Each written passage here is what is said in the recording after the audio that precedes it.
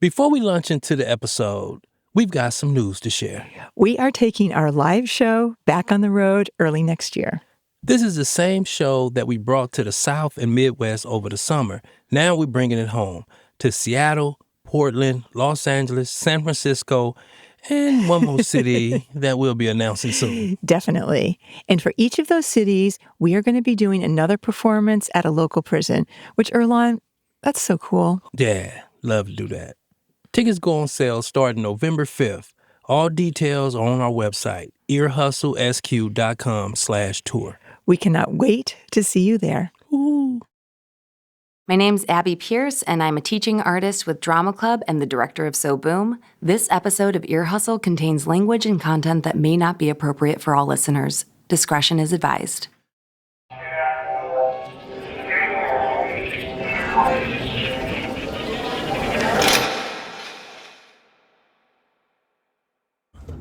So my sense of what Crossroads going to be like today is probably crowded, since we heard that they did a roundup and got a lot of people in there. So the vibe we've been hearing has been a little chaotic at Crossroads. We've been hearing that they've been having these code yellows, which is like an alarm for something, be it a fight, where staff need assistance to quell a disturbance.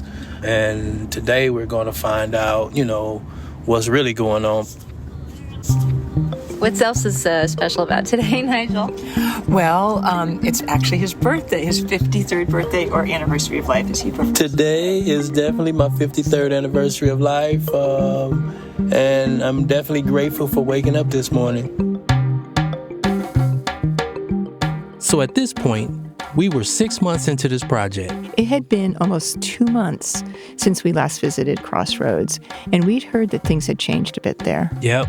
There had been a gang sweep in New York, and a bunch of kids had been arrested and brought into Crossroads. So apparently things were more crowded than usual, and people were feeling the stress. And anytime things get crowded, you're likely to have some drama. Because kids might be seeing people they haven't seen in a while, and maybe you got beef with them, and if so, it's on site, meaning you're getting down wherever you run into each other at. It's on the spot. Drama, but not the good kind. Exactly. That's what we're talking about today. What goes down when things get heated on the hall. I'm Earlonne Woods. I'm Nigel Poor, and this is The Loop from Ear Hustle and PRX's Radiotopia. Rule number 2, no violence. And if you haven't listened to the first 2 episodes of the series yet, go back and listen to those first. This episode will make a lot more sense.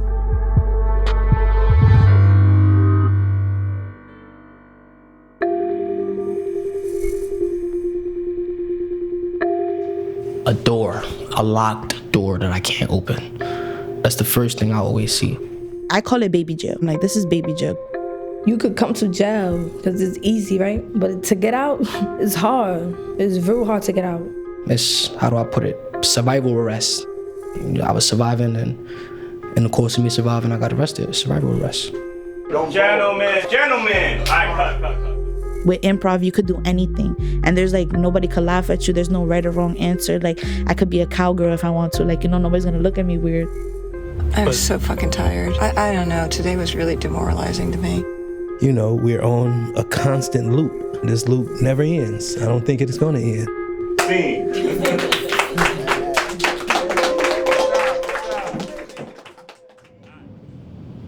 Recently, this place filled up because of, I guess, an NYPD crackdown on gangs and indictments. And what does that necessarily mean here? It means a lot.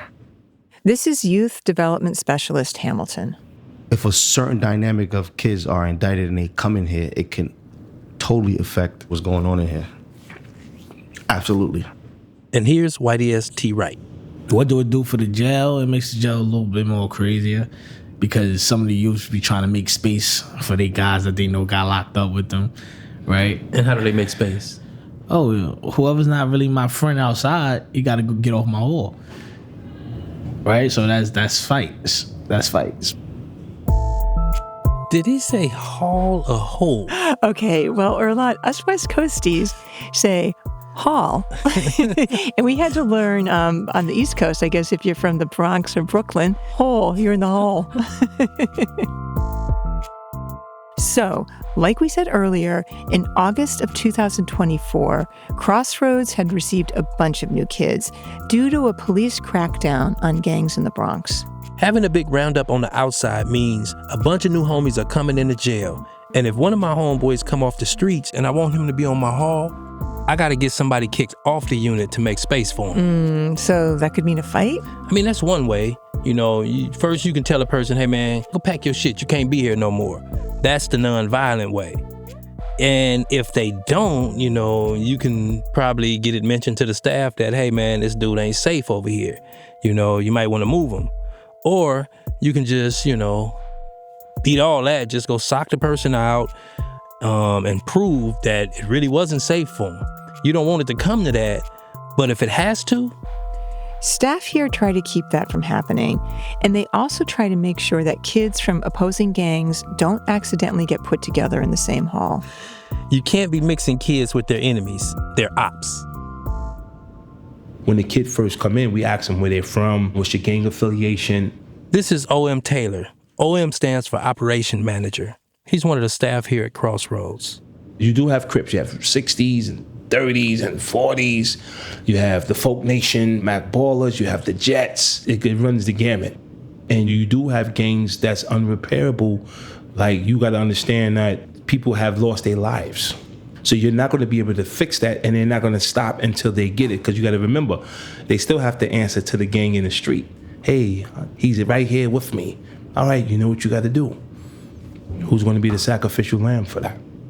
The staff can try to slow stuff down, but kids going to find a way. They're going to find a workaround. And we learned that if you're a kid here and you want to start something, there are some words that you can throw out to get things started. Once you speak on somebody's dead friend, it's over. SMD is over. What's that? Suck my dick. Yeah. Them terms, certain, like. Is that an East Coast term or something? Because we.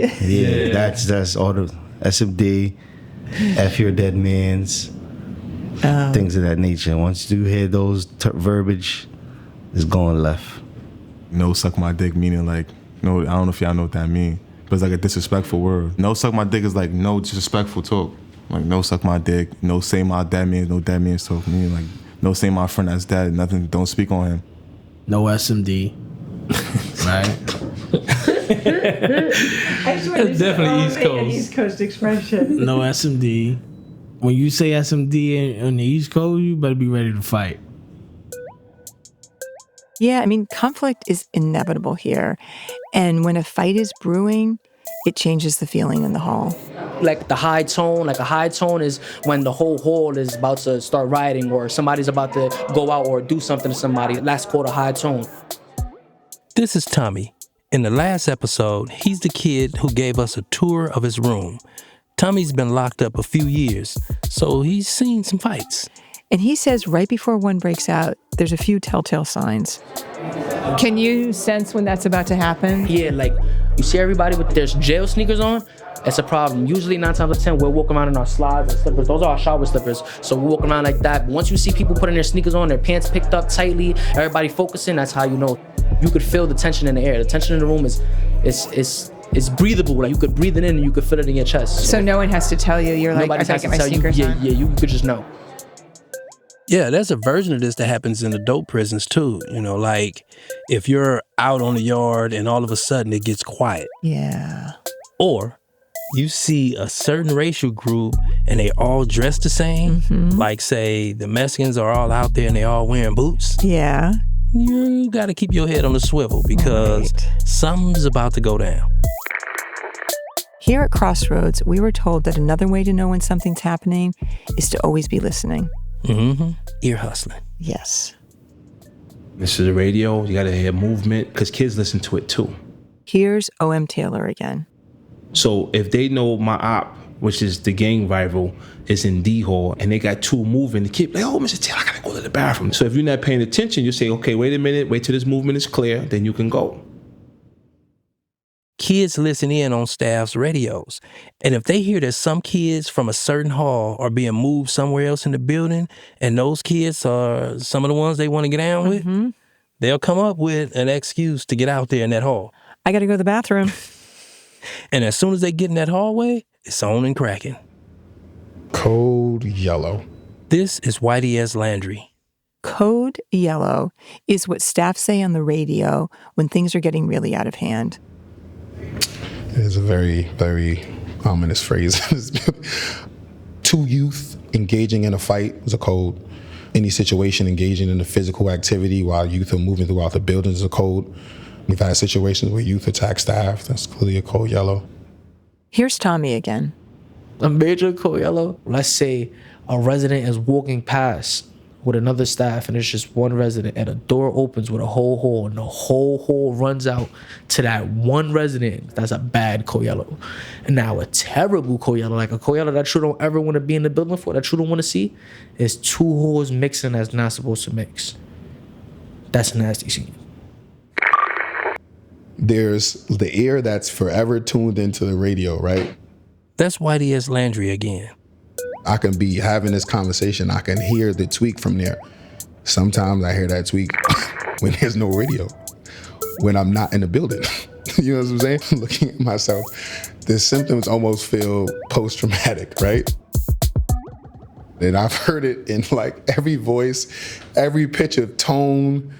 Code yellow D-hole, code yellow A-hole. Sometimes you jump, it gives you anxiety. Like, code yellow, code yellow, code yellow. Code yellow, code yellow, all available staff, all hands on deck, all hands on deck. Code yellow B-hole. Code yellow D-hole, code yellow D-hole. So now I'm really hauling ass. Tom definitely speeds up. I feel like when I go into these code yellows, the main thing I want to know is who's to the left of me, who's to the right of me.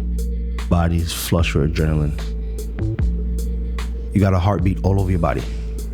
So you know that, like if you know the feeling you get when you're startled? Yeah. Imagine that feeling go from your chest to your arms to your head to your whole body.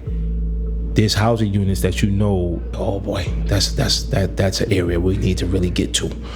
What happens in your body? Do you sit up straight? Does your heart jump? Did you get like a warm Oh, definitely. You ever see a roller coaster go tick, tick, tick, tick, tick, and before that drop, it's like pause, and your body like, oh, that's how I feel. Yeah. Just like butterflies or? Butterflies. Yeah. You know, when you go on the roller coaster and like your stomach gets all those butterflies, and then like right when you're about to go down, like you holding on so tight, oh my God, you about to like drop. I get that feeling. Like it's a scared, but it's like, oh my God, I'm gonna do it kind of thing. And I like that feeling. This is Tiny. We met her in the first episode. When she was a teenager, she was incarcerated on Rikers Island, where she used to be what they called red tagged because she fought so much. Before, like, that was my rush. Like, yeah, like, hit me again kind of thing. Like, you know, like, it don't hurt. Do it again, do it again. And, like, punching. Yeah, like, punching. I like the punching. The girls always pull hair. Regardless, that's the thing. Like, guys don't do that. But girls pull hair. I remember I used to talk. I'm like, yeah, pull my hair. Go, because I know you're going to do it. Like, pull my hair, pull my hair. It felt good, I guess. I love to fight. Like, that was my thing back then. Sorry, I had to ask, like, what did you love about fighting? I don't know, because I never, like, really lost. I never lost a fight. What? Or if I felt like I lost a fight, I got jumped. Don't get me wrong. I got jumped before. But I don't count that as, like, losing a fight. You know what I mean? Like, I got my ass whooped. I got jumped. But that's totally different. Right. Erlan, I haven't ever really been in a real physical fight. What? Yeah, I know. But I think before I leave this earth, I'd like to experience at least one. Maybe, no, not at least one, just one. What about you? When can't believe you ain't had no fisticuffs. I know, right? Damn. I got a few potential sparring partners. Okay. Don't. Okay. Let's not I say. ain't gonna say. My last fight was when I first got to San Quentin. Are you serious? I don't know anything about that. Yeah. It was a dude that I had known for a long time, you know, and he was cool as fuck outside the cell. But once inside the cell, he was a whole different character. He was your cellie? He felt that, he was my cellie. He felt that the cell was his. Like, he owned the cell. He wanted to be a cell captain? He wanted to be all that. And, you know, I wasn't with that one. No. You know, when a cat don't have the common courtesy to move his shit to the side so you can put your shit up under the bed. Yeah, so that became an issue, you know, and he said a few words that I didn't appreciate, and, you know. And you went after him? I did, but then the cat didn't want to fight. And so I backed up, and it was 9:00 at night, and I'm saying to myself, like, I'm going to go to sleep. This motherfucker might throw a TV on my head. You know what I'm saying? Yeah. And how much longer did you bunk with him? Probably the next day I was moved. Yeah.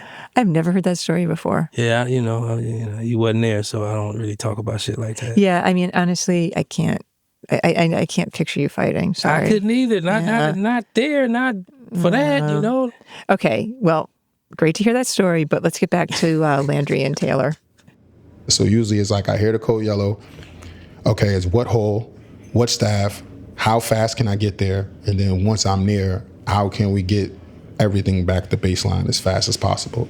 The first thing you want to do is try your best to de-escalate the adults responding, because if they go at a high fever pitch, then you're not helping the situation, you're adding to it. And then you always want to check for weapons, right? Because if you're going into something just trying to be gun-ho, you're going to miss something. Someone's going to get hurt. Then once the environment is secure, you kind of do your check of everybody. Everybody's calm, everybody's cool. The kids are where they need to be. Let them bang on the door. They're tired themselves out. If there need to be a search, you do a search. And then you do your debriefing. What happened? What was that about? Why you had to go to that? And that's how they start calming down. So I was moving a kid one time, right? O.M. Taylor told us about this one time when he was escorting a kid, and they both heard something. I heard the front door open. This is the main door. So the kid heard it simultaneous to me, and he pushed past me. Boom. And I said, damn. So the school floor is like a U. He went to the left, but the group was coming to the right because they heard him also. I don't know how kids do it. The group met. And if you ever been in a crisis, it's like this weird noise, like, ooh, like you just hear feet and just movement. So they both clash. Like, how can I even let this happen? So the code came, and I had these keys. So I was trying to take the keys and put them somewhere so they won't be in the way. So I kind of like put them there in a corner, and I'm trying to break up the fight, and then we breaking up kids. And then for a split second, I see my keys come out the crowd. I said, oh, those are my keys. So a kid took them and threw them at the kid, but it was in slow motion. Like everybody stopped and saw all these keys in the air. And I'm like, oh shit, there go my keys right there. They took it and they tossed it and it hit the kid in the face, bang, and then they start fighting again, blah, blah, blah. And I tried to grab my keys, and the kid who got hit said, here, Taylor, here's your keys. Like, stopped in mid-fighting mode and said, oh, here's your keys. And they went back fighting again. It was like maybe 5 minutes, but it was the longest 5 minutes ever. So I don't even take keys no more whenever there's a crisis. I always leave them at my desk.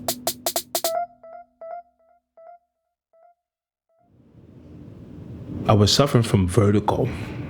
If anyone's familiar with vertigo, you get dizzy. Yeah. I could feel it coming on. So I put my head down. Taylor told us another story about a day he was feeling sick on the job, and a code yellow came across the radio. Code yellow. And my partner was like, yo, T, come on, we gotta go. I said, man, I can't go, I feel dizzy. He said, what do you mean you get dizzy? So now I get up, and I'm walking with him, but I'm trying to hold on to his shirt because now the vertigo is kicking in, right? So we get to the housing area. Everything is like in slow motion. Kids is moving and everything. And I'm like, oh, what I'm doing here? And I remember going into a youth room, and I couldn't stand, and I just fell on this bed. Oh. And I remember one of the youth that was participating in the fight was like, yo, hold on. Taylor, you good? I said, nah, I don't feel too well. He's like, yo, come in here.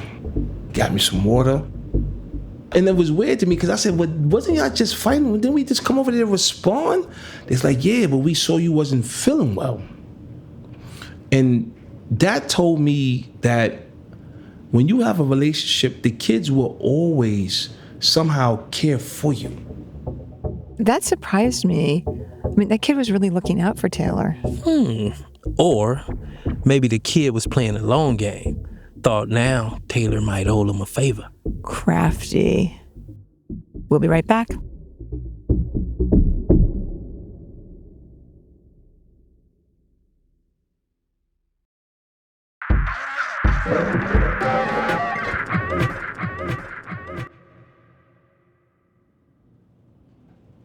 And if it's a code yellow on other units, do everybody run to the front window and look out, trying to see something?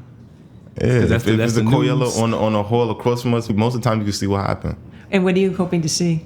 A fight. I'm trying to see who's fighting. Owen's one of the kids here at Crossroads, and he told us that he was facing one of the most serious sentences you can get. Mm-hmm. And Owen really stands out in a crowd. I mean, he's like studious. Mm-hmm.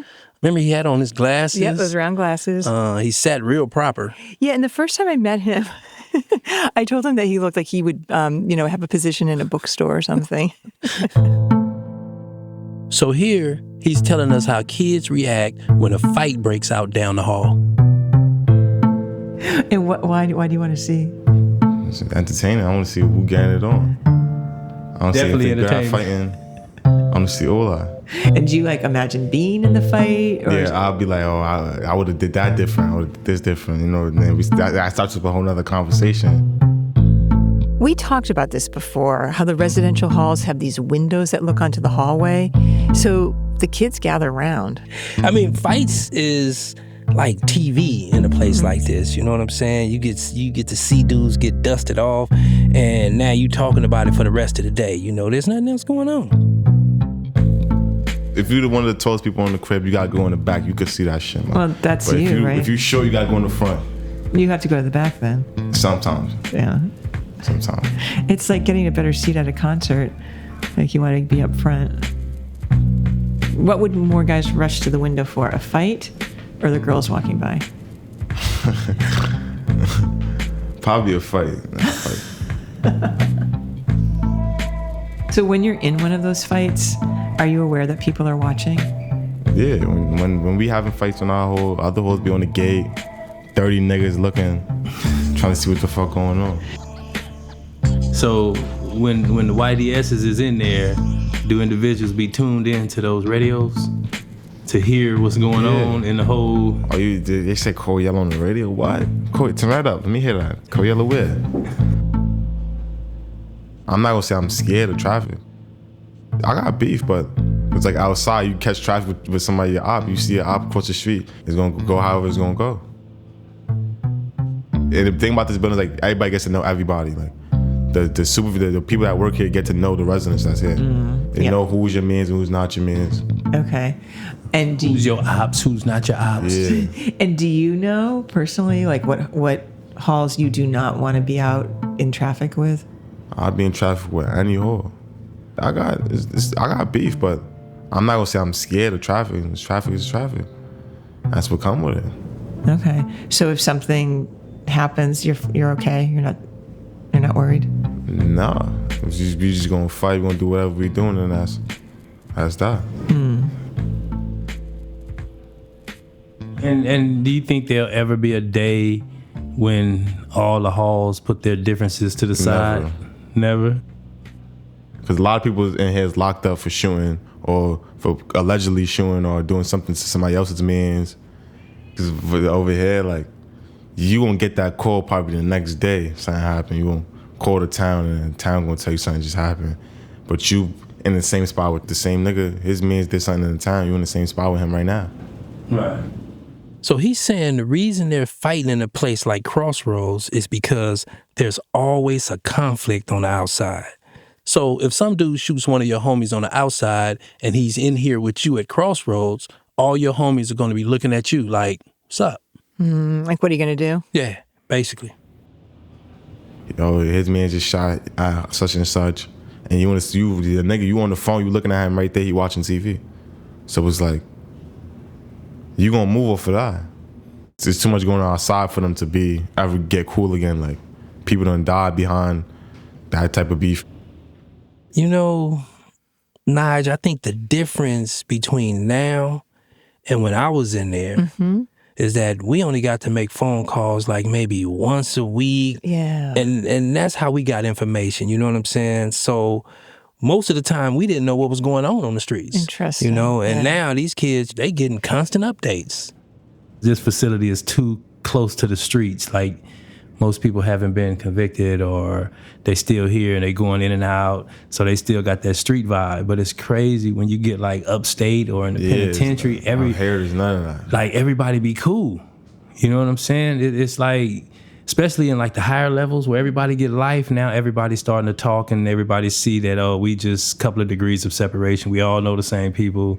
The conversation is a lot different. Because you can beef every day, but you know what I mean, that ain't no life to live. But there's definitely gangs in prisons. No, there are, but so it's like this. Say, for instance, we all got life. Now, we can rock this bitch every day, but it's not gonna serve us because we wanna just be able to move around. We wanna be able to, if we smoke weed, we wanna be able to have weed, and being locked down, all that's gone. You know what I'm saying? So you find, okay, I might not like you, but, you know, we good. Is there any part of yourself that you hide inside of here? You don't show to everybody? Yeah. And like what? I listen to Playboy Cardi in the time, A$AP Rocky and shit. I be listening to more of the chill music and just lay back. But I don't play that type of music around them because they want to hear the rah-rah drill shit. They don't want to listen to what I listen to. So I don't really share my music opinions like that. Gotcha. Because if it was up to me, I was not listening to none of this dumb shit. I don't really listen to drill shit. I don't listen to drill music like that.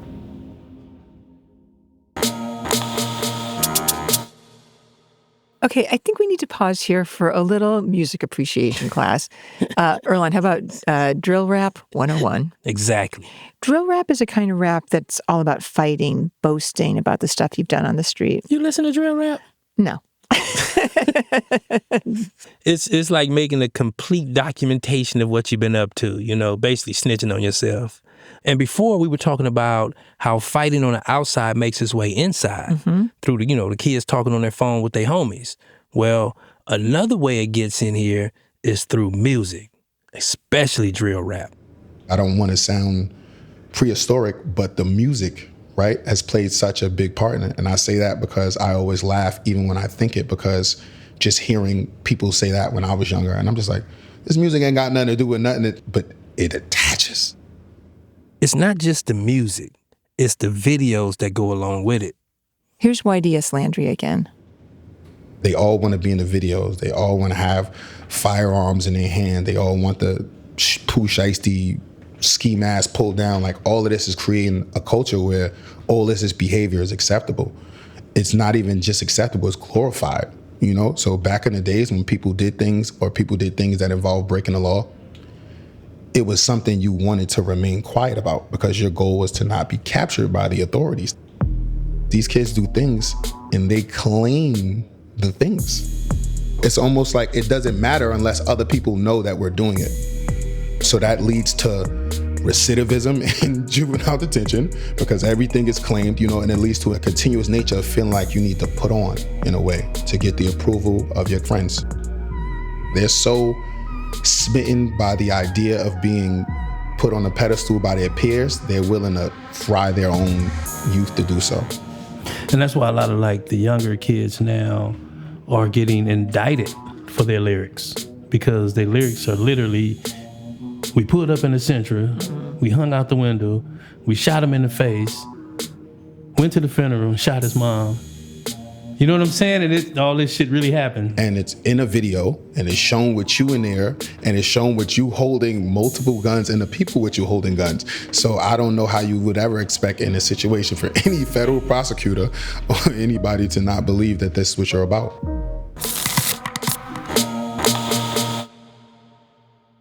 So there's your drill rap 101. Now back to Owen. Do you remember how I described you when I met you? Tall, brown skin. I can't remember. I said you look like you would work at a bookstore. Oh, yeah. Yeah. That's a good description. So when I hear you talking about fighting, that's why I keep looking at you, because I see you working in the bookstore, helping people yes, that section's right over there. Can I walk you over there? So it's hard for me to imagine you fighting. Those are the ones that get cracking, though. Well, apparently, yes. Have you ever been scared in here? I'm scared every day. Yeah, you just in an unknown environment. Scared. You don't know this nigga from a hole in the wall. This nigga might fucking stab you down or some shit. You don't know this nigga. He could just wake up one day and like, fuck, I'm here for, stab somebody. So do you feel like that's a constant feeling you're having? Yeah, I feel like everybody got that feeling. Once you're in an environment you do not know, you don't know nobody, you're gonna be scared. You don't gotta show that you're scared. You're gonna still fight. You still gonna go out. But yeah, there's nothing wrong with being scared. And what do you think that does to you? It sharpens your mind. It makes you more aware. It makes you more on fifth. There's nothing wrong with being scared. There's nothing wrong with being paranoid. It's a scare where you could be scared and you just freeze up, you curl up, and there's a scare that makes you on point, that makes you sharp, that makes you ready to go. I've seen the scare where niggas just deadlock and don't want to come out their hut. They ain't in hut for most of the day. And then I've seen a scare where a nigga just stand at the wall, with his back against the wall, and he ready for whatever. Where do you fall in between those two? I'm my back on the wall.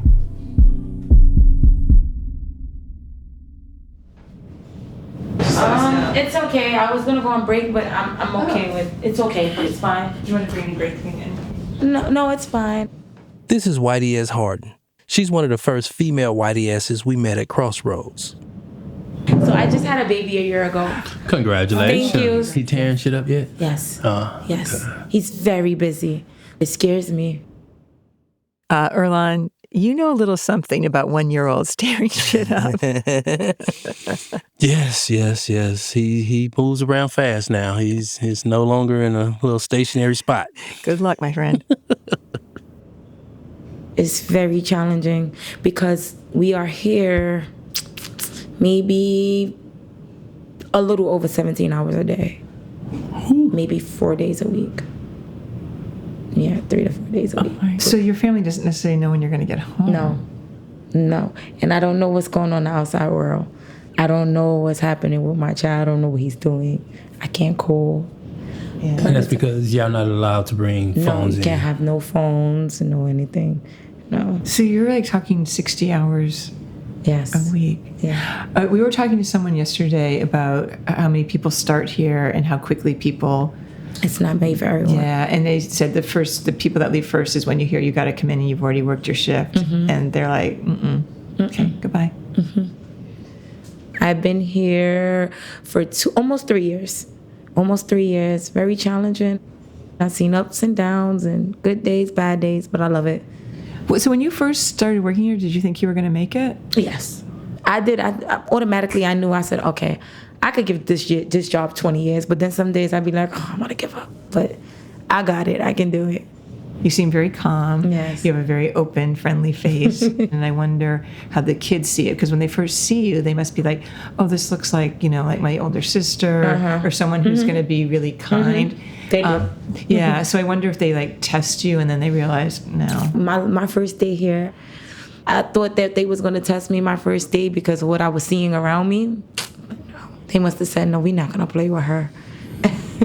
Because if you come in scared, they're going to test you. Yeah. And how many times because you're a beautiful woman, so how many times people crack at you?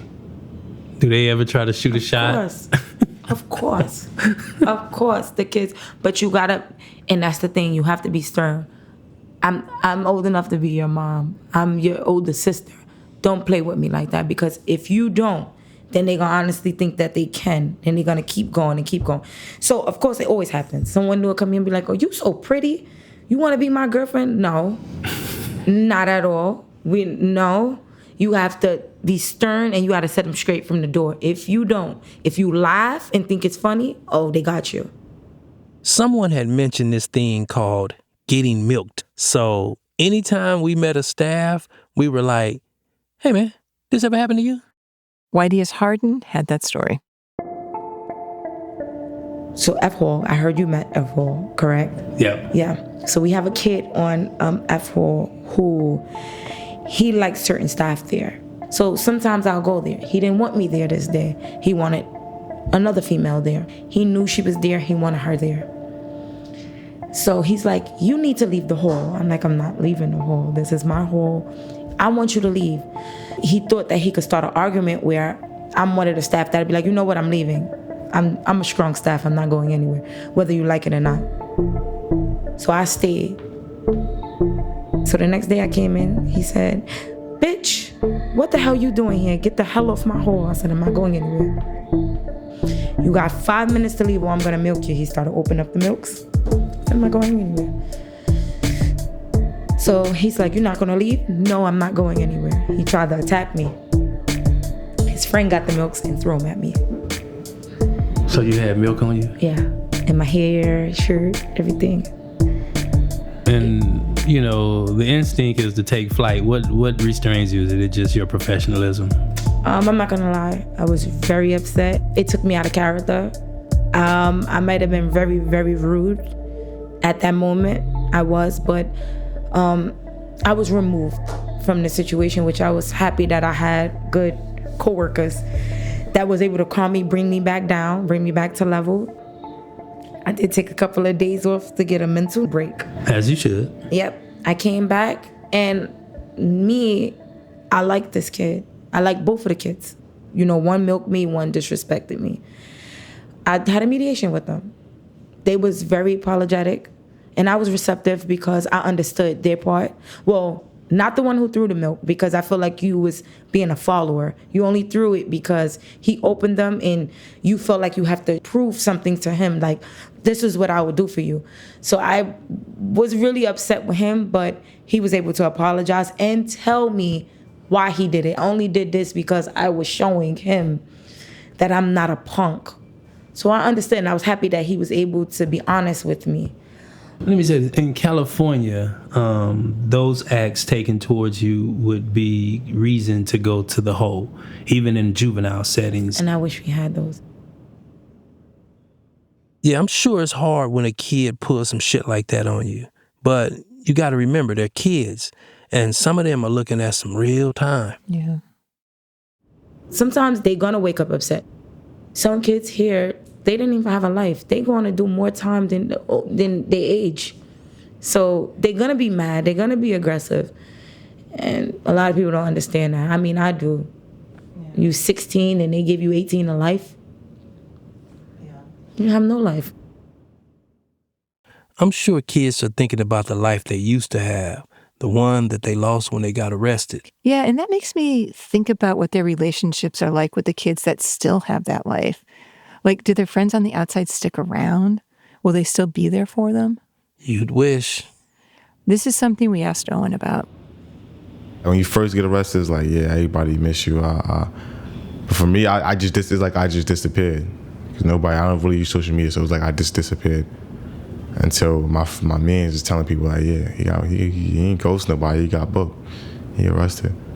So then, like, everybody miss you. And then sooner or later, like, it's like, niggas stop answering their calls. Niggas moving on with life. I kind of look at the jail like the only place while you're alive that you get to see how people will act when you're dead. Yeah. Like the people that come visit you in prison are the same people that will put flowers on your grave. And, you know, on your birthday, when they think about you, they'll pull up, do that. And I think prison is the only place that you can really see the real with people. Not that people owe you anything, but just the love that you give to people, the loyalty that you give to people. You see what you get back. Exactly. If I call my family and they having a barbecue, like, damn, I could have been there. Yeah. If I call my friends, they all together, like, damn, I could have been there. All the girls I used to talk to outside, like, damn, I could have been there. You know? Yeah.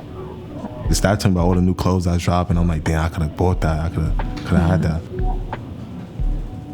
Is it better to know what's going on out there, or would you rather not know what you're missing? Me personally, I feel like I want to know, like, so I know what I'm coming home to. Yeah. So can your imagination take you out there? Like when you're just alone thinking, can you like leave this place mentally? And yeah. Like when I'm talking to certain people, I feel like that. Like I talk to staff, I don't even feel like I'm here. Like, damn, I feel like I'm with you. They tell me about a story about when they was outside on vacation, this, there, and that place. And I'm like, damn, I feel like I was there with you. He's living vicariously. Yeah. Yeah. What is your prediction of your situation? You just gotta wait. Time will tell.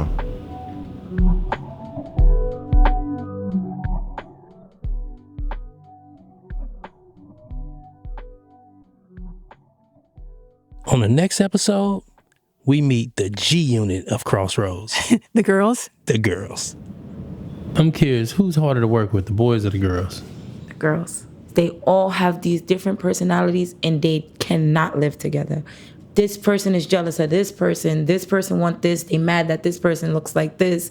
I love them, but it's just like, oh, not today, not today.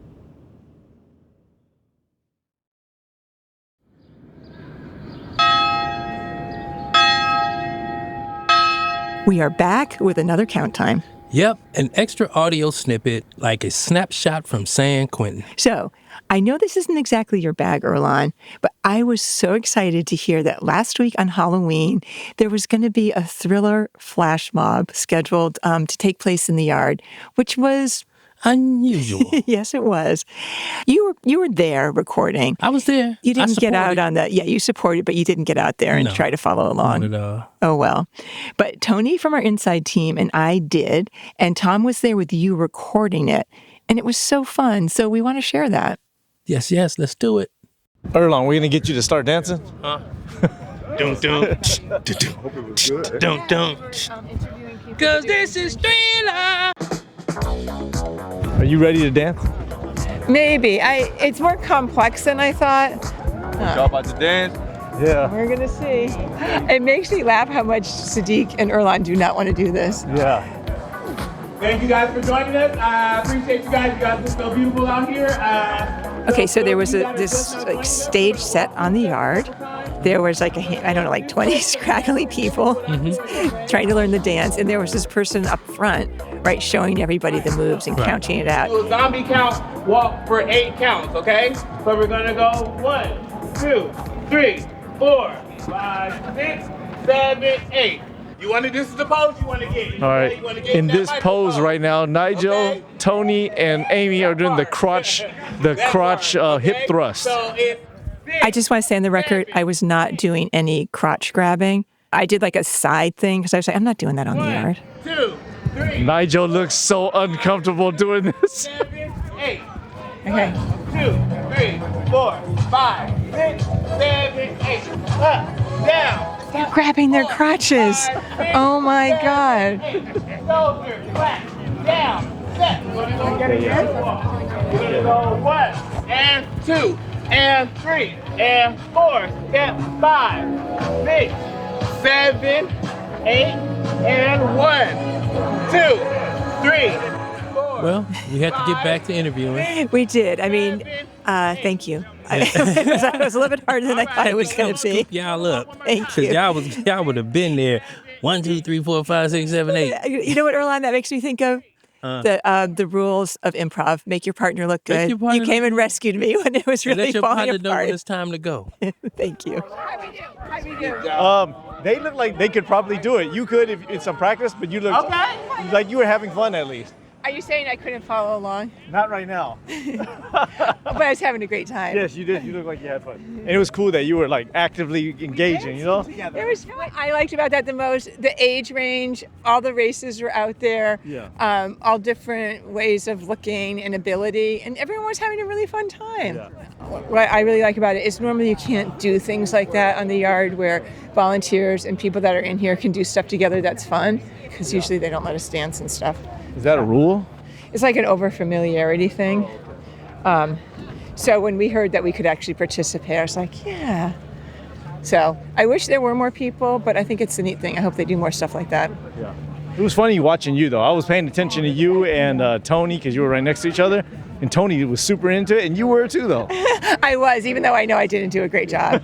It's like going to be a really good memory for me. Yeah. That I got to attempt to do the thriller dance on the San Quentin yard with Tony.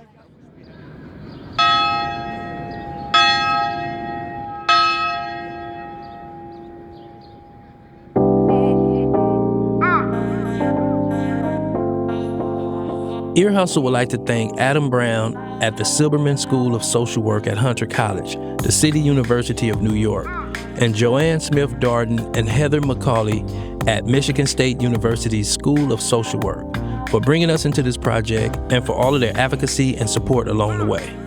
Big thanks to the Drama Club team, including Josie Whittlesey, Cesar Rosado, Tiffany Tiny Cruz, Abby Pierce, Sophie Jones, and Ashley Adams. And thanks to Nancy Ginsberg, Aylese Kanze, and Commissioner Danhauser at New York City's Administration for Children's Services for saying yes to this project.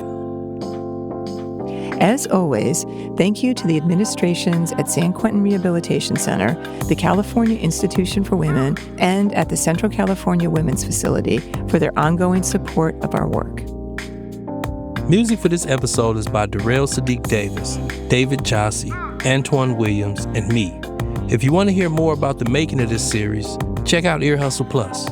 Yeah, recently we brought the team into the studio to talk about what it was like making this series. You know, the challenges, what surprised us, all the behind-the-scenes stuff. That conversation is only on Ear Hustle Plus. For full credits and more information about this episode, check out our show notes on Ear Hustle's website, earhustlesq.com. This episode was made possible by the Just Trust, building a smaller, more humane engine of justice and safety across the country. You can find us on social media, Instagram, Facebook, YouTube, TikTok, and Blue Sky. And if you're not already, follow and leave a review for Ear Hustle wherever you listen to your podcast. Reviews really help us out and they help people find the show. Ear Hustle is a proud member of Radiotopia from PRX, a network of independent, creator-owned, listener-supported podcasts. Discover audio with vision at radiotopia.fm. I'm Nigel Poor. I'm Earlonne Woods. Thanks for listening.